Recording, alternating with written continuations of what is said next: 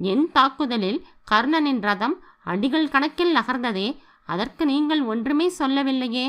நமது ரதம் நகர்ந்ததற்கு அவனை பாராட்டுகிறீர்களே என்றான். ஆம் அர்ஜுனா, அவன் ரதத்தில் மனிதர்களான சல்லியனும் கர்ணனும் மட்டும்தான் இருக்கிறார்கள். உன் ரதத்திலோ நீயும் உலகையும் தன்னுள்ளே அடக்கிய நானும் இருக்கிறேன்.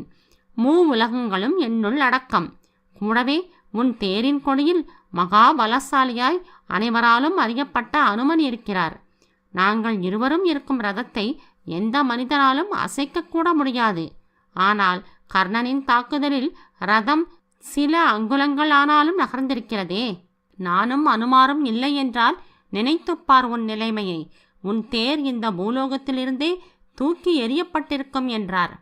இந்த விவாதம் அர்ஜுனனின் தரப்பில் நடந்து கொண்டிருக்க, கர்ணனின் தரப்பில் சல்லியனும் அவனும் உரையாடுகிறார்கள். எத்தனை முறை